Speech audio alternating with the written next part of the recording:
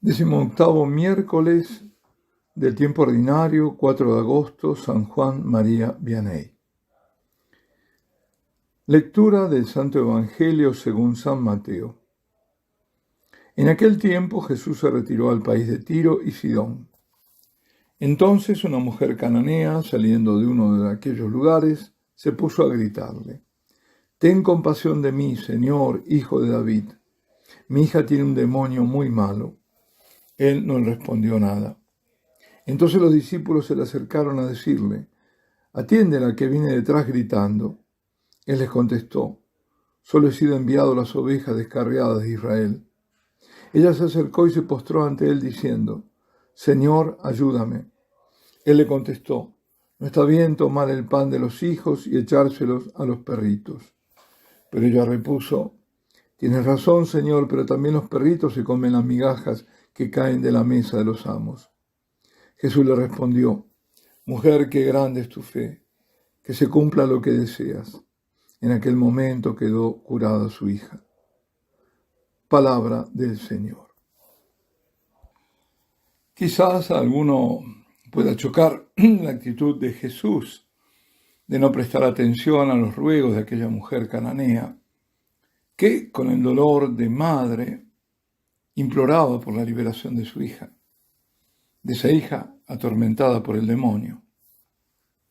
El Señor la ignora.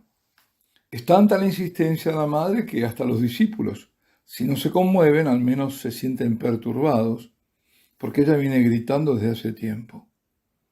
La mujer no se da por vencida y sabe que Jesús tiene el poder de liberarla.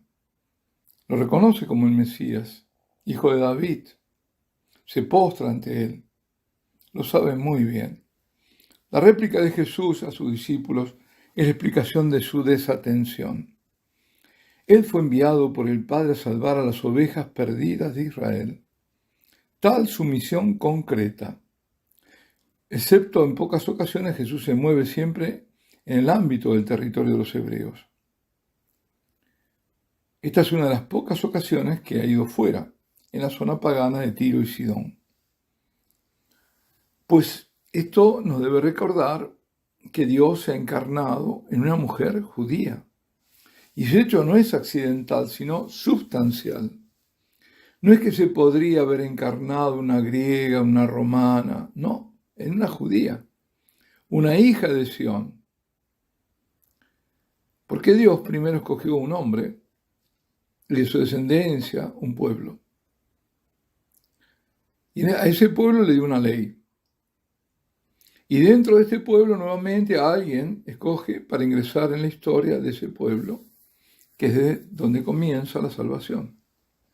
Porque la salvación viene de los judíos, como dice el Señor, para luego extenderse a todos los hombres y a todas las razas. La apertura del Evangelio, primero destinado, digamos, hasta ese momento histórico de la vida de Jesús en la tierra a los israelitas, comienza con la resurrección. Es Jesús no en su vida en la tierra, sino ya resucitado, que apareciéndose a los discípulos, cuando los hace apóstoles, les dijo: «Id al mundo entero y proclamad el Evangelio a toda la creación, a toda la creación. El que crea y sea bautizado se salvará, el que no crea será condenado».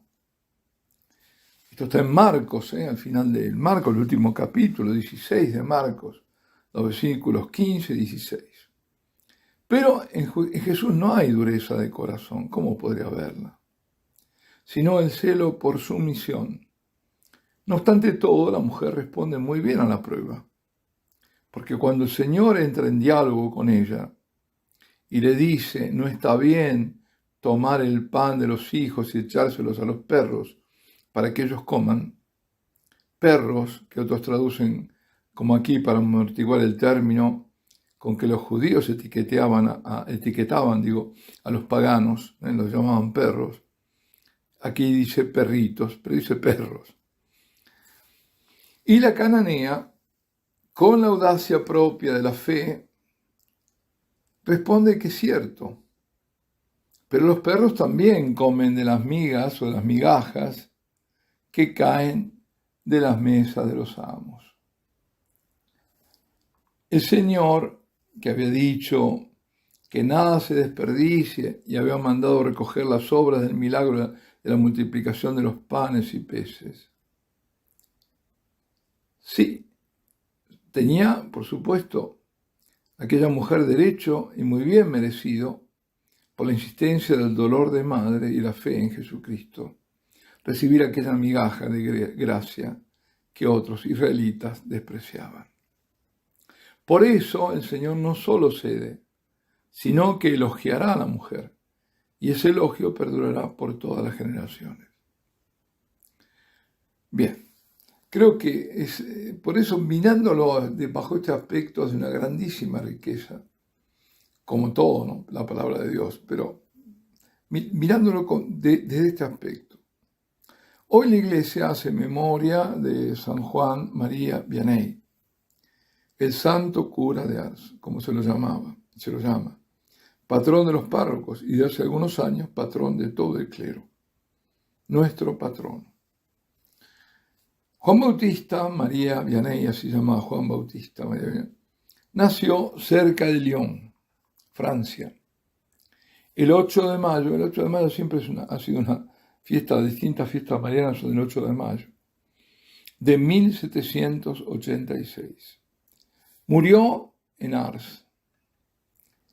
Murió en Ars el 4 de agosto de 1859, por eso se lo celebra hoy, Dies Natalis. A los 20 años comienza sus estudios como aspirante al sacerdocio. Sus conocimientos eran muy limitados y el latín su cruz, porque le resultaba muy difícil.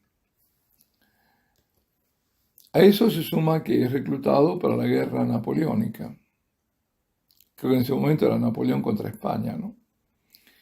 La mañana de la partida, Juan Bautista fue a la iglesia a rezar y a su vuelta a los cuarteles encontró que sus camaradas se habían ido ya. Se le amenazó con un arresto, pero el capitán de reclutamiento creyó lo que le contaba y lo mandó tras las tropas. A la caída de la noche se encontró con un joven que se ofreció a guiarle hasta sus compañeros, pero lo condujo a Nuez, donde algunos desertores se habían reunido. Es decir, algo le estaba impidiendo ir a la guerra, ¿no? El alcalde le persuadió de que se quedara allí bajo nombre supuesto como maestro. Después de 14 meses pudo comunicarse con su familia. Su padre se enojó al saber que era un desertor y le ordenó que se entregara, pero la cuestión fue al final solucionada por su hermano menor, que se ofreció a servir en su lugar y fue aceptado. Juan Bautista reanudó entonces sus estudios y en 1812 fue enviado al seminario. Estaba tan mal en latín que se vio forzado a seguir el curso de filosofía en francés. Suspendió el examen de ingreso al seminario, pero en un nuevo examen, 3 meses más tarde, aprobó. El 13 de agosto de 1815 fue ordenado sacerdote por Monseñor Simón, obispo de Grenoble. Fue enviado a Écueilly como ayudante del Monseñor Vallée, quien fuera su promotor y protector. Y tras la muerte de este, Vianney fue enviado a una aldea no muy lejos de Lyon, llamada Ars, como párroco. Allí, en esa remota aldea carente de fervor religioso, será famoso y conocido en Francia y más allá. Algunos años después de llegar a Ars, fundó una especie de orfanato para jóvenes desamparadas. Se le llamó, o él le puso el nombre, la Providencia, y fue el modelo de instituciones similares que se establecieron más tarde por toda Francia. El propio Juan María Vianney instruía a las niñas de la Providencia en el catecismo, y estas enseñanzas catequéticas llegaron a ser tan populares que al final se daban todos los días en la iglesia a grandes multitudes. Pero la principal labor del santo cura de Ars fue la dirección de almas.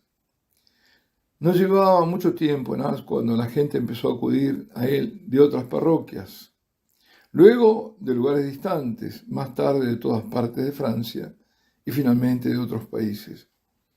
Durante los últimos 10 años de su vida pasó de 16 a 18 horas diarias en el confesionario. 16 a 18. Su consejo era buscado por obispos, sacerdotes, religiosos, jóvenes y mujeres con dudas sobre su vocación, pecadores, personas con toda clase de dificultades y enfermos. En 1855 el número de peregrinos a aquella remota aldea había alcanzado los 20.000 al año.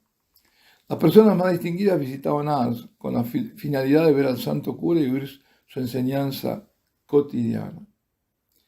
Y claro, la dirección se caracterizaba por el sentido común, por una notable perspicacia y por un conocimiento sobrenatural, porque a veces sabía los pecados no revelados en una confesión que no era perfecta, digamos. Sus instrucciones se daban en lenguaje sencillo, lleno de imágenes sacadas de la vida diaria y de escenas campestres, pero que respiraban fe y ese amor de Dios que era su principio vital y que infundía en su audiencia tanto por su modo de comportarse y apariencia como por sus palabras, pues al final su voz era casi inaudible. Hubo milagros de todo tipo, por ejemplo, obtención de dinero para lo que él necesitaba, para alimentos para los huérfanos, sus limosnas, es decir, la providencia que actuaba. También conocimiento sobrenatural, como decía, incluso del pasado, del futuro. Y luego curación de enfermos, especialmente niños. Además, practicó la mortificación desde su primera juventud. Y durante 40 años su alimentación era increíble. Prácticamente comía por ahí patatas crudas, ni siquiera tenía tiempo para cocinarlas. Y sus descansos fueron insuficientes. Humanamente hablando, no se podía mantener una vida así. Y aún así, trabajaba incansablemente, con humildad, con amabilidad, con paciencia y con buen humor, hasta que tuvo más de 73 años. Y concluyo con una oración compuesta por él. Te amo, mi Dios. Mi único deseo es amarte, hasta el último suspiro de mi vida. Te amo, oh infinitamente amoroso Dios, y prefiero morir amándote que vivir un instante sin ti. Te amo, mi Dios, y mi único temor es ir al infierno, porque ahí nunca tendré la dulce consolación de tu amor. Oh mi Dios, si mi lengua no puede decir cada instante que te amo, por lo menos quiero que mi corazón lo repita cada vez que respiro. Dame la gracia de sufrir mientras que te amo, y de amarte mientras que sufro, y el día que me muera, no solo amarte, pero sentir que te amo. Te suplico que mientras más cerca estés de mi hora final, aumentes y perfecciones mi amor por ti. Amén. Alabado sea Jesucristo. San Juan María Vianney ruega por nosotros. Y la bendición de Dios Todopoderoso, Padre, Hijo y Espíritu Santo, descienda sobre vosotros y permanezca para siempre.